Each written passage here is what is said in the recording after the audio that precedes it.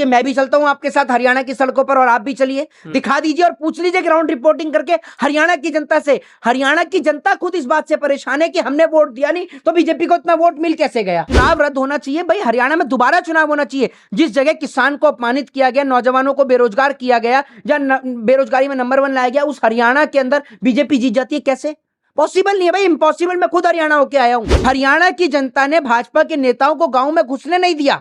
ये स्थिति हरियाणा की जनता ने कर रखी थी बीजेपी के नेताओं की। बीजेपी के बड़े बड़े नेताओं की हालत बुरी, अनिल विज जैसे नेता पीछे चल रहे थे चुनाव की वोटिंग के दौरान। लेकिन ऐसा अचानक क्या होता है कि भारतीय जनता पार्टी इतने बड़े मार्जिन से तीसरी बार वहां पर हैट्रिक लगा लेती है। और हैट्रिक लगाने जैसा काम क्या किया है बीजेपी ने, जरा मुझे बताइए ना।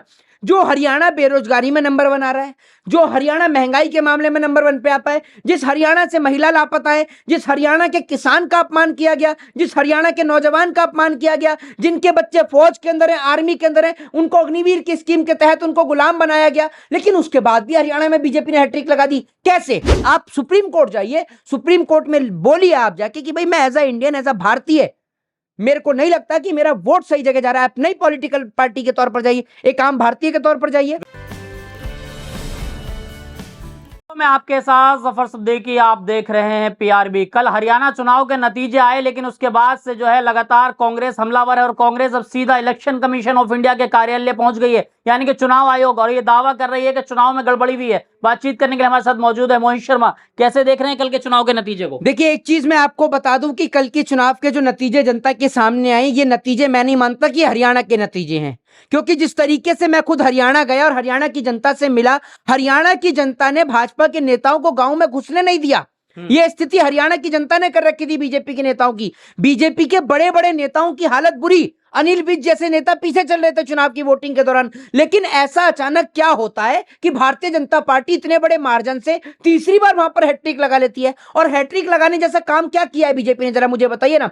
जो हरियाणा बेरोजगारी में नंबर 1 आ रहा है, जो हरियाणा महंगाई के मामले में नंबर 1 पे आता है, जिस हरियाणा से महिला लापता है, जिस हरियाणा के किसान का अपमान किया गया, जिस हरियाणा के नौजवान का अपमान किया गया, जिनके बच्चे फौज के अंदर हैं, आर्मी के अंदर हैं, उनको अग्निवीर की स्कीम के तहत उनको गुलाम बनाया गया। लेकिन उसके बाद भी हरियाणा में बीजेपी ने हैट्रिक लगा दी। कैसे? ये 10 साल में काम किए होंगे, ऐसे नहीं हो सकता है। मैं आपसे कह रहा हूं, अगर मुझे आप बता दीजिए, मैं भी चलता हूं आपके साथ हरियाणा की सड़कों पर और आप भी चलिए, दिखा दीजिए और पूछ लीजिए ग्राउंड रिपोर्टिंग करके हरियाणा की जनता से। हरियाणा की जनता खुद इस बात से परेशान है कि हमने वोट दिया नहीं तो बीजेपी को इतना वोट मिल कैसे गया। लेकिन मोहित शर्मा, अब चुनाव के बाद क्या नाम है, इलेक्शन कमीशन ऑफ इंडिया का दरवाजा खटखटाना, ये कहां तक? मेरी बात सुन लीजिए। सबसे पहली बात तो ये कि चुनाव के बाद आप नेताओं के ऊपर आरोप लगा सकते हैं, लेकिन हम पहले दिन से, जब से ये इलेक्ट्रॉनिक वोटिंग मशीन के ऊपर सवाल हुए थे, हम पहले दिन से इस बात को उठा रहे, लोकसभा चुनाव से पहले से ही, कि इलेक्ट्रॉनिक वोटिंग मशीन को चेंज किया जाना चाहिए। इसके जो है निष्पक्षता पर हमें भरोसा नहीं है, सीधी सी बात है। और लोकतंत्र में सबसे बड़ी जो है हमारा राइट है, वोटिंग का राइट है।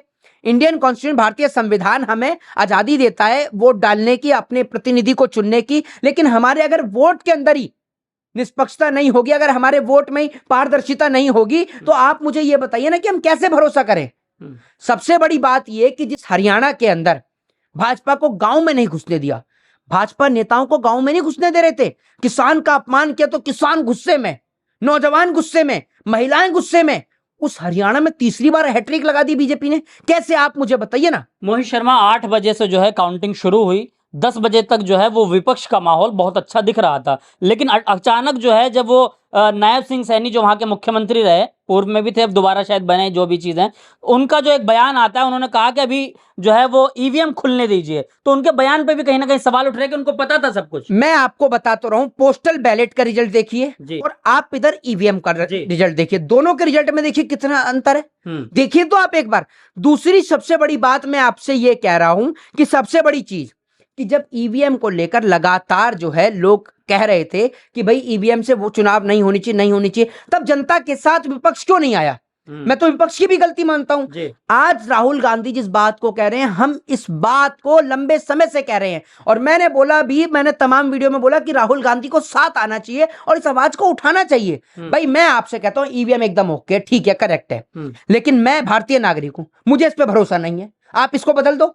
अगर आप चोर नहीं हो, आप गलत नहीं हो, तो आपको क्या दिक्कत हो रही है? बिना मशीन के भी चुनाव करा लो। आप एक बात मुझे बताइए, अगर आप परीक्षा देने जा रहे हैं और आपको पूरा पेपर आता है, तो चाहे आप उसको रिटर्न लिखवा लो, चाहे ओरल ले लो, आपको जी। तो कोई दिक्कत ही नहीं है, क्योंकि आपको तो पूरा पेपर आता है ना। लेकिन जो जो पढ़ा लिखा नहीं होगा, जिसको ये पता है कि भैया अगर ओरल हो गया तो मैं तो पढ़ के आया नहीं हूं, मैं तो चीटिंग का सामान लेके आया हूं, तो वो ओरल कैसे दे देगा? वो तो कहेगा लिखित में ले लो, मैं तो लिखित में दूंगा। तो वही हालत बीजेपी की है। लेकिन मोहित शर्मा, जिस तरीके से जो है चुनाव के ठीक बाद ये कहा जाने लगा, बल्कि जब काउंटिंग चल रही थी उसी बीच तस्वीरें आई कि वो बैटरी के कुछ परसेंटेज कम हो गई, ज्यादा हो गई, ये सब चीजें मतलब ठीक है या सिर्फ लोग अफवाह बना एक चीज मैं आपको बता दूं, छोटी सी बात, ये मेरे हाथ में आप सेल फोन देख रहे हैं, इसको मशीन समझिएगा, ठीक है। इसमें हमने लगाया इसको चार्ज पर, अडेप्टर बोर्ड में लगाया और उसके बाद हमने चालू कर दिया, पब्लिक वोट डाल दिया, वोट डाल दिया। अब उसके बाद में क्या है, वोटिंग प्रक्रिया खत्म हो गई। जी हाँ। खत्म हो जाने के बाद में हमने इसका यहाँ से प्लग निकाल दिया। निकालने के बाद में अब आपको क्या लग रहा है कि ये फोन जो है मेरा ये बंद हो गया? नहीं, सिर्फ इसकी डिस्प्ले ऑफ हुई है, इसके अंदर सारे मैसेज आ रहे हैं, सब कुछ आ रहा है, सब कुछ जा रहा है। तो मैं ये बात कहना चाहता हूं विपक्ष को कि अगर आपको ये बैटरी वाला सिस्टम था तो आपको चुनाव से पहले चुनाव आयोग को ये कहना था कि भैया पहले आप इसमें वोटिंग कर रही है, वोटिंग कराने के बाद आप इसकी बैटरी निकाल लीजिए और जब जिस दिन काउंटिंग हो उस दिन आप इसमें बैटरी असेंबल करिए और उसके बाद जनता के सामने रिजल्ट काउंट करिए। लेकिन इन्होंने ऐसा नहीं किया, क्योंकि मैं आपको बताऊं बहुत सारी ऐसी चीजें हैं सैटेलाइट को लेकर, रेंजेस को लेकर, बहुत सारी ऐसी चीजें हैं जो इस बात का प्रमाण देती हैं या फिर जो वोटिंग मशीन है उसके ऊपर बहुत सारे सवाल खड़े करती हैं। बहुत सारे चुनाव के अंदर वोट देते देते मशीन हैंग हो जाती है जी। क्या रीजन है भाई? और भी जगह पे वोटिंग हो रही है, ये तो है नहीं कि भैया मशीन एकदम हैंग हो जाती है। फोन कब हैंग होता है? जब फोन के ऊपर ज्यादा डेटा होता है या फोन के ऊपर ज्यादा प्रेशर होता है, ज्यादा वायरस आ जाता है, तब फोन हैंग करता है। मशीन क्यों हैंग करेगी? क्या मशीन पे कौन सी नेटवर्क, कौन सी रेंजेस है जो मशीन को भेजी जा रही है, कनेक्ट कराई जा रही है? आप मुझे बताइए ना। दूसरी सबसे बड़ी बात यह है कि जो तमाम सीटें हैं, मैं आपको बता दूं कि जो तमाम सीटें हैं उनका जो जीत का मार्जिन है वो बहुत बड़ा नहीं है जी। कहने का मतलब यह है कि जब एक चोर चोरी करता है, जब एक चोर चोरी करता है तो अगर कहीं 10 लाख रुपया रखा है, 20 लाख रखा है ना जी, और वो घर का ही चोर है, तो वो एक बारी में 10-20 लाख नहीं उठाता, वो थोड़े थोड़े निकालता है। कभी एक नोट निकाल लिए, कभी 2 निकाल लिए, कभी 4 निकाल लिए, क्योंकि अगर उसने सारे एक साथ उठा लिए तो उसकी पोल खुल जाएगी।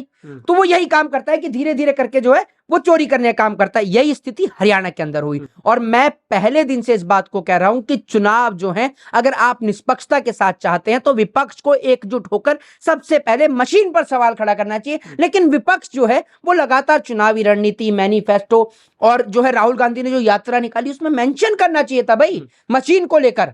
आपने एक कहावत है कि अब पछताए होवत क्या जब चिड़िया चुग गई खेत। तो मैं आपको बताता हूं हरियाणा आपके हाथ से निकला है, देश आपके हाथ से निकला। आने वाले वक्त में महाराष्ट्र है, दिल्ली है, दोनों बड़े चुनाव हैं।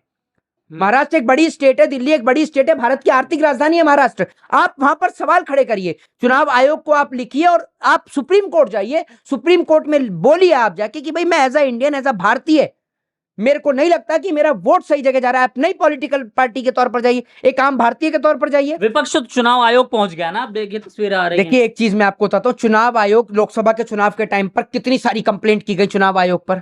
आज आप मुझे बता दीजिए, कम से कम इलेक्शन हुए 6 महीना, साल भर होने जा रहा है, 6 महीना हो गया होगा तकरीबन, 3 से 6 महीना हो चुका है। मुझे बताइए क्या कार्रवाई उन कंप्लेंट्स पे जो कंप्लेंट दी गई थी चुनाव आयोग की वेबसाइट पर? क्यों चुनाव आयोग निष्पक्ष नहीं है? मैं आपसे पूछता हूं कि उन पे क्या कार्रवाई हुई, आप मुझे बताइए भाई। दूसरी सबसे बड़ी बात यह कि एक चुनाव में देश का करोड़ों रुपया बर्बाद होता है और उस करोड़ों रुपया बर्बाद होने के बाद भी अगर हमें यह नहीं पता चल रहा कि हमने जिसको वोट दिया वो सही जगह गया भी है या नहीं गया, तो आप मुझे ये बताइए कि क्या हम वोटिंग राइट पर, हम वोटिंग मशीन पर सवाल खड़े करें या नहीं करें, ये बताइए। नायब सिंह सैनी का जो बयान था, फिर मैं दोबारा उस सवाल को ले रहा हूं, उन्होंने जैसे कहा कि अभी ईवीएम खुलने दीजिए, तो इससे सवाल उठ रहे हैं कि क्या ईवीएम के बारे में उनको पता था कि मतलब वोट हमारे हक में आ रहे हैं? कुछ भी हो सकता है। देखिए मैं आपको एक चीज बता दूं, पहली बात तो है कि हम एडवोकेट हैं, वकील हैं, जिस चीज की प्रमाण और साक्ष्यता हमारे पास में होती है हम उसी बात को लेके मैं कहूंगा। मैंने आपको मशीन की बैटरी का बताया तो मैंने आपको उसका एग्जांपल दिया जिस बात पे जो चीजें पॉसिबिलिटी हो सकती हैं। दूसरी सबसे बड़ी चीज क्या है कि मैं आपको एक बात बता दूं, नायब सिंह सैनी ने कहा क्या पता उनको पता हो कि भाई क्या है ईवीएम में, कैसा है ईवीएम में, हमें तो पता नहीं है। फिर M1 से भी वोट होता था, M2 से भी वोट हो रहा है, M3 लाने की जरूरत क्या पड़ी? सबसे बड़ी चीज क्या है ना, आप मुझे इसका सवाल का जवाब दीजिए ना। फिर मैं आपको एक चीज कह रहा हूं, अब ये जो है जितने अंधभक्त आप इनको कह लीजिए, चाहे तमाम लोग कह लीजिए, ये लोग यही कहेंगे कि भाई इनका वापस से ईवीएम को रोना शुरू हो गया। तो मेरे भाई, मेरे प्रिय मित्र, मैं आपको एक चीज बता दूं, मैं मशीन को लेकर पहले से ही आवाज उठा रहा हूं और हरियाणा की वोटिंग से पहले भी, लोकसभा चुनाव की वोटिंग से पहले भी आवाज उठा रहा हूं और विपक्ष को भी बोल रहा हूं कि विपक्ष जागरूक हो, जागरूक हो, जागरूक हो। लेकिन विपक्ष तो सुन नहीं रहा और मैं आपको बता दूं कि ये जब कुछ लोग ऐसे हैं जो मैं आपको बता दूं कांग्रेस को भी खराब करने का काम कर रहे हैं, जिनमें एक नाम आता है जयराम रमेश जैसे लोगों का। बड़े ये लोग नेता हैं कैसे लोग? कांग्रेस के। देखिए मैं आपको बता दूं, जिसको कार्यकर्ताओं से बात करने की तमीज नहीं है ना, वो कितना भी बड़ा हो अपने घर का होगा, ठीक है ना। लीडरशिप जो देश जो चलती है, पॉलिटिकल पार्टीज जो चलती हैं, वो कार्यकर्ताओं से चलती हैं। कार्यकर्ता से बात करने की तमीज इस आदमी को नहीं है, मैं आपको बता दूं। बाकी जो और लोग हैं, जो और बहुत अच्छे लोग हैं भाई, उनको बात करने की तमीज है, सहजता, उनको ऊपर आप लेकर आओ, सीधी सी बात है। फिर मैं आपको एक चीज कहता हूं, वोटिंग मशीन जो है, वोटिंग मशीन निश्चित तौर पर मैं उसके ऊपर बिल्कुल भरोसा नहीं करता हूं। और मैं एज अ भारतीय के तौर पर यही कहता हूं कि हरियाणा के चुनाव मुझे नहीं लगता, क्योंकि मैं हरियाणा में, ये मेरा पर्सनल ओपिनियन है, मैं ये कहता हूं कि हरियाणा का चुनाव दोबारा होना चाहिए, क्योंकि हरियाणा के चुनाव पर ना तो हरियाणा की जनता को और ना उनके नतीजों को देश की जनता को, दोनों में से किसी को भरोसा एक नहीं। बड़ी मांग कर रहे हैं आप, मतलब चुनाव रद्द होना चाहिए इस बिल्कुल तरीके से। चुनाव रद्द होना चाहिए भाई, हरियाणा में दोबारा चुनाव होना चाहिए। जिस जगह किसान को अपमानित किया गया, नौजवानों को बेरोजगार किया गया, या बेरोजगारी में नंबर 1 लाया गया, उस हरियाणा के अंदर बीजेपी जीत जाती है, कैसे पॉसिबल नहीं है भाई, इम्पॉसिबल। मैं खुद हरियाणा होके आया हूं, अगर नहीं गया हूं तो समझ में आता है कि चलो ठीक है, हरियाणा नहीं गया, हमें नहीं पता, हरियाणा मैं खुद होके आया हूं। मतलब जनता का मत नहीं है जो भाई अगर जनता का मत होता तो जनता गांव में क्यों नहीं घुसने देती? फिर इन्हें फिर तो घुसने देती है ना, जब जनता गांव में नहीं घुसने दे रही। एक बात आप मुझे बताइए, आप मुझे अपने घर के अंदर नहीं आने दे रहे और उसके बाद में आप मेरे को सपोर्ट करेंगे क्या? नहीं करेंगे ना। तो एक बात आप मुझे बताइए, जो गांव में नहीं घुसने दे रही जनता, वो वोट क्यों देगी? सीधी सी बात है, इन सवालों का जवाब ही दे दे बीजेपी। चलिए, बहुत बहुत शुक्रिया। हमारे साथ मोहित शर्मा थे कि बातचीत की गई, और आप देख सकते हैं कि किस तरीके से उन्होंने कहा कि हरियाणा में खुद घूम कर आया हूं, जिन लोगों ने इनको गांव में नहीं घुसने दिया वो लोग इनको वोट कैसे दे सकते हैं। आप इनकी बातों से कितना सहमत है, अपनी राय जरूर दें। देखते रहिए PRB।